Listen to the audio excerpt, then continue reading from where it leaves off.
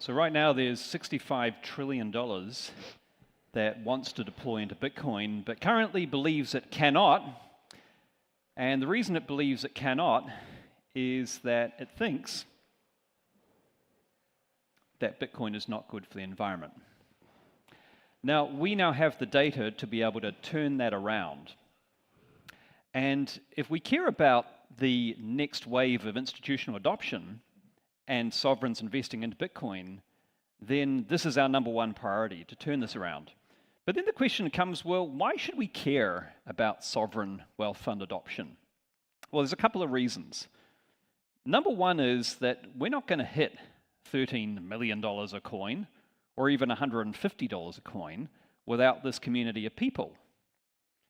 And you might think, well, that's not what I'm part of this ecosystem for, simply number go up. But there's a reason that everyone here should care deeply about number go up. And that's that we live in a world of hippies and nerds. And yes, it's possible to be a hybrid too. Now, nerds tend to care more about numbers and hippies tend to care more about freedom. And in Bitcoin, nerds tend to care more about number go up and hippies tend to care more about freedom go up.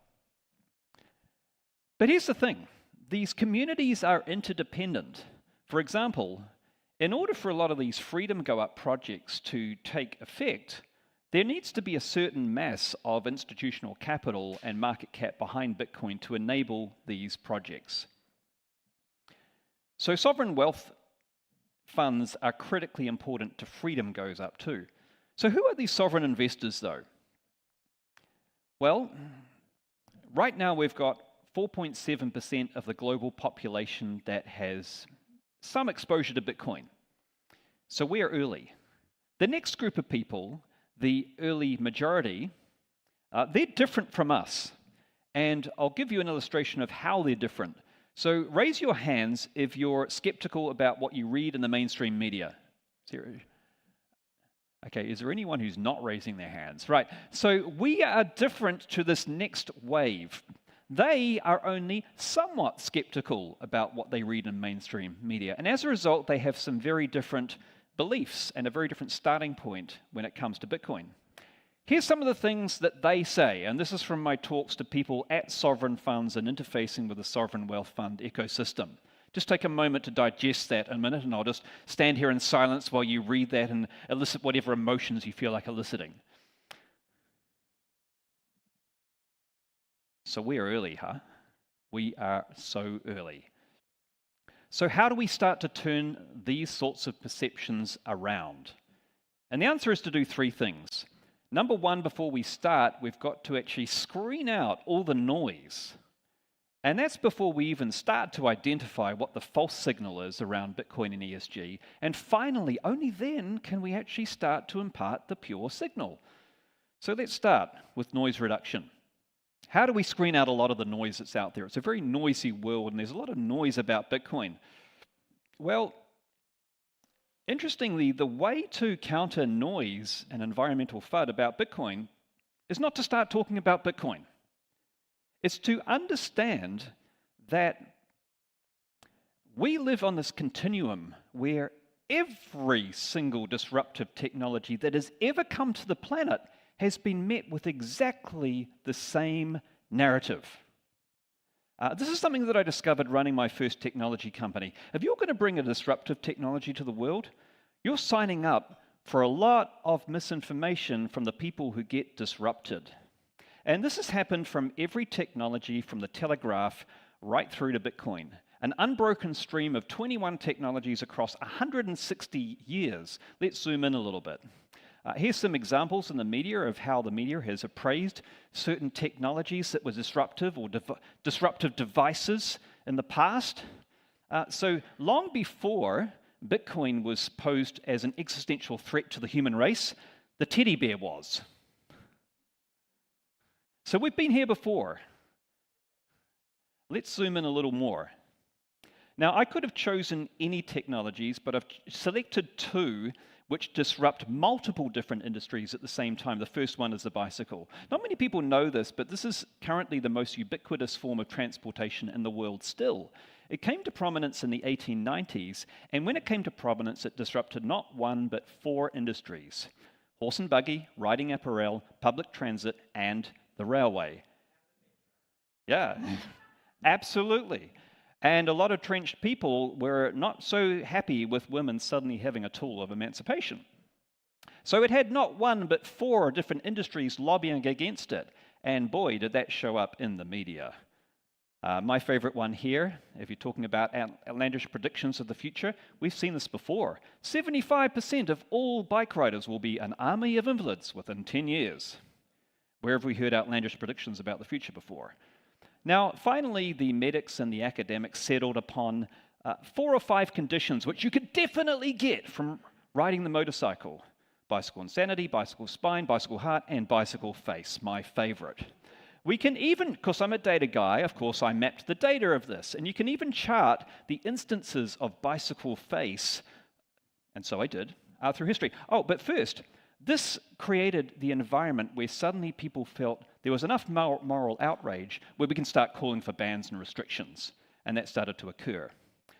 Here's the graph. So bicycle face. This term started in 1891, peaked 7 years later, but the term was used for another 30-something years.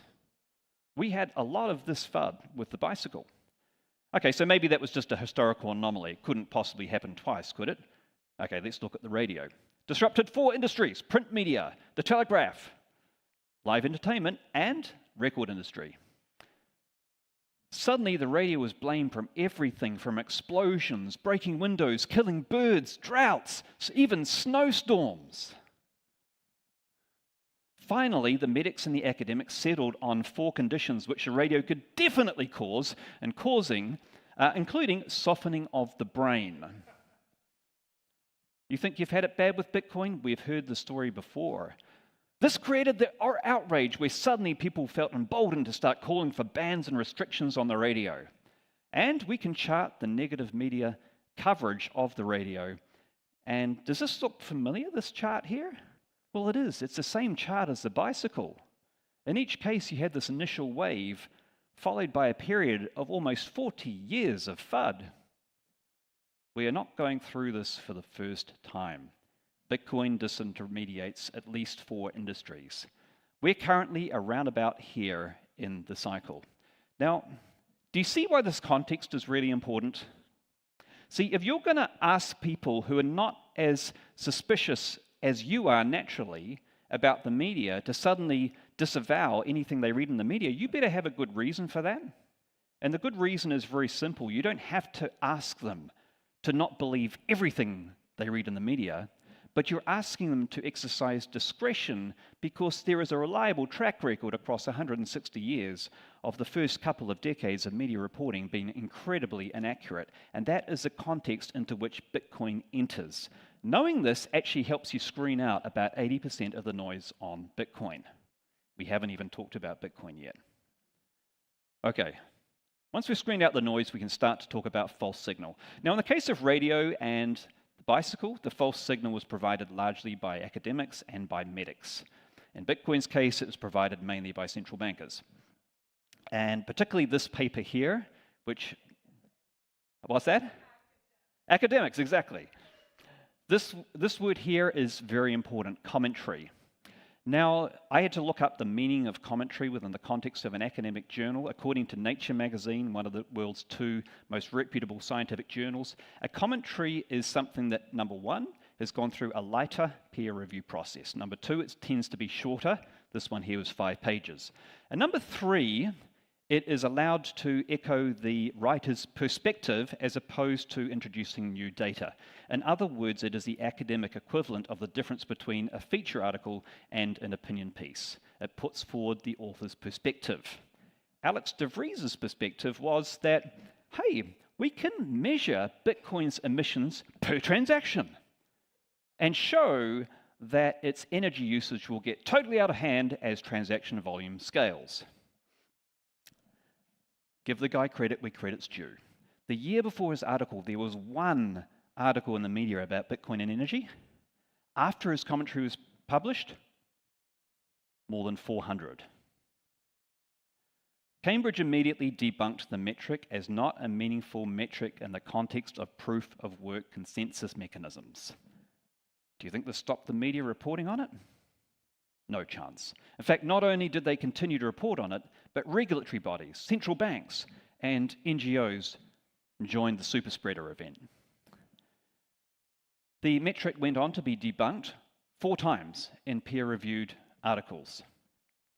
But again, far from discouraging the spreading of this metric, it went on to not only spread but to mutate.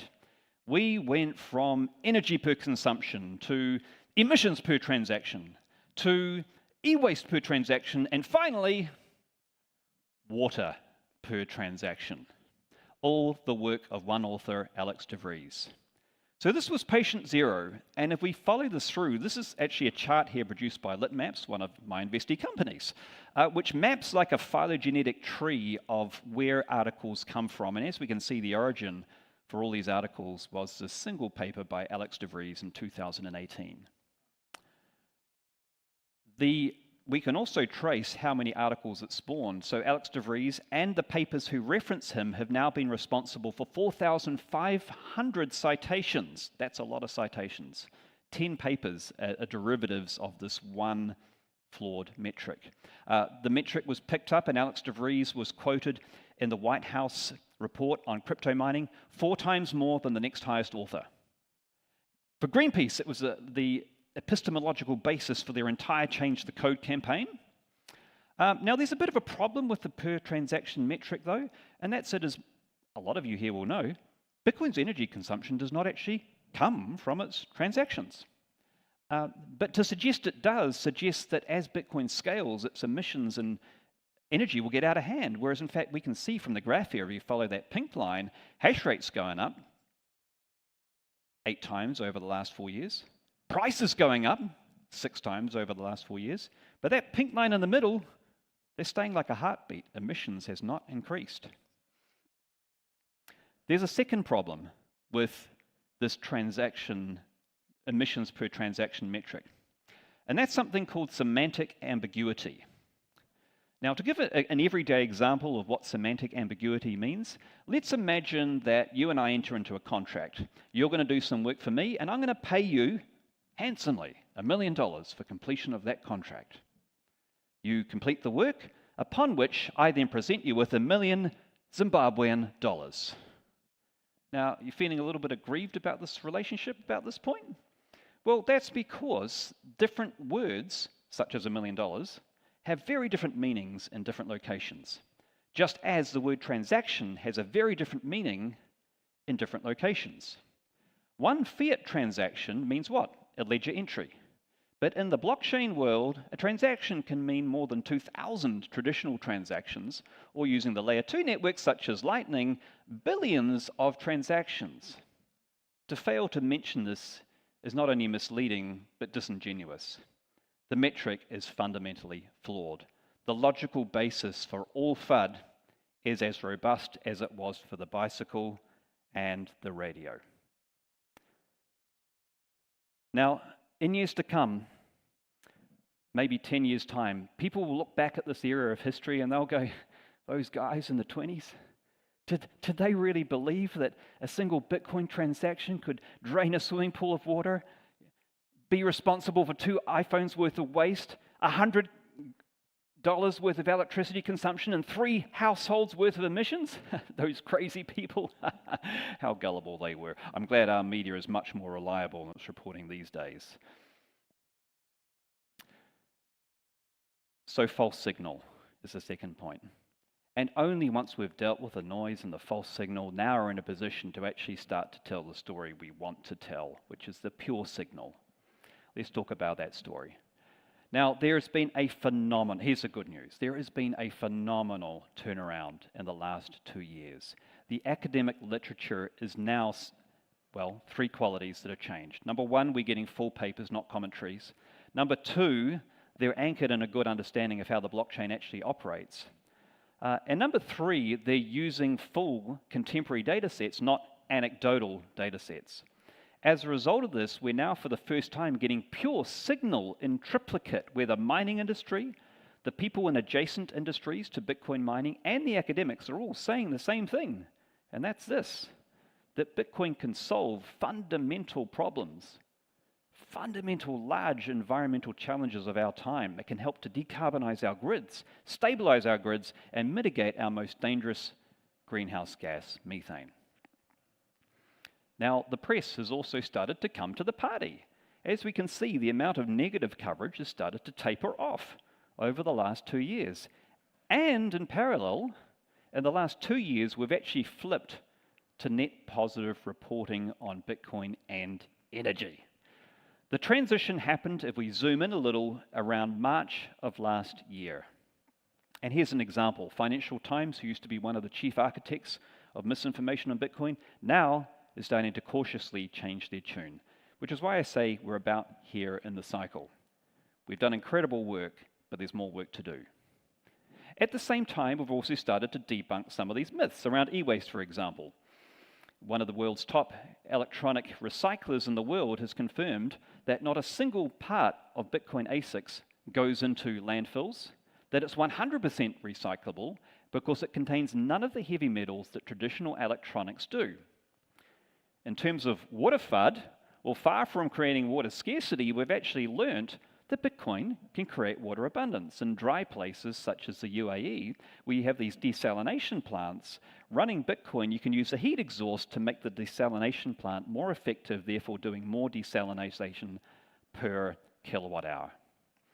And this whole narrative around Bitcoin is used by criminals was debunked by none other than the US Treasury, who in their 2024 money laundering report stated that fiat currency is by far the most preferred vehicle for cyber criminals. At the same time, this narrative that Bitcoin has no use case has been well and truly debunked by Alex Gladstein at the Human Rights Foundation, who showed that it has no fewer than 19 different humanitarian applications, which are benefiting, we estimate, more than 100 million people already today. Meanwhile, the environmental benefits of Bitcoin are now up to 21. That's a good number. And continue to grow. We're not going to go through all 21 today, but let's look at some highlights. Two things are important here. Bitcoin is now using, we are very confident, more than half sustainable electricity. And number two, that its emission intensity, that's the amount of emissions that it emits per unit of power, has dropped lower than any other single industry sector. Now, why is this important? Because Bitcoin obviates that which goes before. So in the case of Bitcoin, every time you use it for a transaction, you're not having to use a banking system, which is more emission intensive. Every time you're using Bitcoin as a store of value, you're not having to use gold, which is what I used to use in the past before Bitcoin, as a store of value. Both are more emission intensive industries, and therefore you are net emission reducing. The academic papers have started to catch up. This one is a full academic paper from Cornell University from a decorated scientist who said that using Bitcoin mining, you can make renewable operators more profitable, therefore accelerating the renewable transition, which is exactly the same as what the CEO of ERCOT said. Bitcoin can find a home for more renewable energy on the grid and then counterbalance their intermittency once it's on it. In fact, if we look into the history of what's occurred in the last 2 years, it's phenomenal. We now have the consensus of grid owners and the academic community endorsing the positive environmental benefits of Bitcoin. Now, a bit of context. Some people might say, well, that's all very well, but it still emits emissions. So I'm a climate tech investor, and this context is important. Every single technology, every single industry I've ever invested in emits emissions to start with. There's no such thing as a technology which doesn't initially contribute emissions. That's not the point. Solar, for example, was invented in the 1950s. It took until 2011 before it paid off its carbon debt. That's 57 years. And the reason was that it was using these coal furnaces to melt silicon to 1414 degrees, huge amounts of emissions. I remember having arguments with other environmentalists in the 1990s about whether it could ever go net emission reducing or not. If we'd applied the same logic to solar that we do to Bitcoin, we would have banned it in the 90s. So two things are important as a climate tech investor, which is a lens I see the world from. One is the net emission reducing capacity, and the second is the payback time, the carbon debt. Another example is carbon sequestration. 28 years we've had the technology. It's nowhere close to paying off even its carbon debt. With Bitcoin, we estimate that it can pay off its carbon debt within 30 years, less than half the time of solar. This is phenomenal. Now, here's the bit that I'm most interested in. Bitcoin provides us a method to mitigate one of the world's most potent greenhouse gases, and that's methane. 84 times more warming than carbon dioxide over a 20-year period. According to the United Nations, it is our strongest lever to mitigate climate change in the next 25 years, and yet very little has been done about it. Now, you may not know this. You certainly wouldn't know this by reading the mainstream media, but there are currently 5 Bitcoin mining companies that are mining using landfill gas power.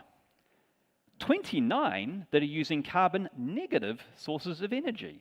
These are people who are using landfills, farms, and methane from the oil and gas industry, destroying a potent greenhouse gas that would have directly vented into the air and using it to power the future of sound money. And we can chart the emission reducing impact this has on the network. Currently, using this form of energy, 7.5% of all Bitcoin emissions are being mitigated. There's not an industry in the world who's come anywhere close to that without offsets. Well, naturally, the question emerges, when do we hit 100%? 35 landfills. Venting methane with Bitcoin mining operations is all it takes, and we have an emission negative network. Now, because these mining operations on landfills are also mitigating methane, they generate carbon credits, which juices everyone's returns. And that means the landfill owner's happy because they get to turn a waste into a form of monetizable asset. The Bitcoin mining company's happy because they get power at the bottom third of the cost curve. And we're happy as the financer because we get our returns juiced by carbon credits on top of the interest repayments. But the most exciting thing is that per dollar invested, this is mitigating 45 times more emissions than if we were to deploy this into a solar farm.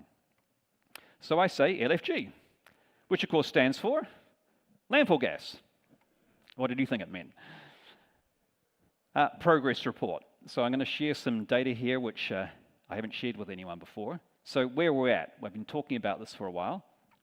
Well, I'm pleased to say that we've found a Bitcoin mining company who's very adept about being able to mitigate this particular form of climate change inducing greenhouse gas, GridShare.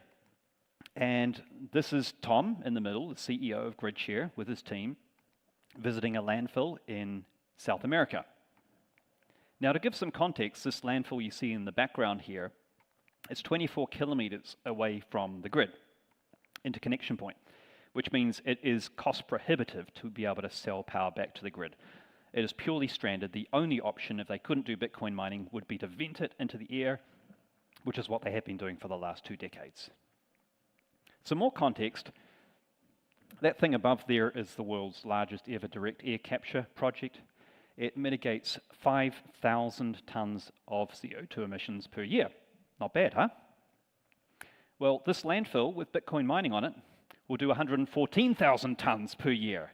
That's 23 times the world's largest ever direct air capture project. That gives an idea of scale. But we're not stopping with one landfill. Here's one of the 2 that I visited in Costa Rica, my adopted hometown recently. This one here, because of bureaucracy, has no option to be able to sell to the grid at all. And this one can mitigate 103 times more than the world's largest ever direct air capture project. Here's one that Tom visited recently in Ethiopia. It's an open dump. The locals and the authorities are desperate to do something about it because methane also causes massive health issues from all the residents who live near it. This one can mitigate 114 times more emissions than the world's largest ever direct air capture project per year. One environmentalist I was talking to said, well, you know, if Bitcoin could mitigate 10% of its emissions, that would change my viewpoint on Bitcoin. So what would it take to go beyond 10%? 2 of these landfills is all it would take, and we would hit 11% methane mitigation already. So Bitcoin can solve some of the toughest environmental challenges of our time.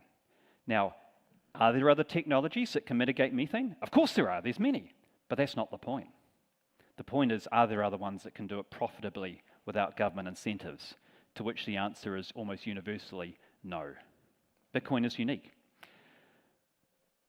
So we can really start to use this data or this information to turn around the perceptions of these sovereign funds and also the people who generally have environmental hesitations around Bitcoin, helping them change the narrative legitimately using data.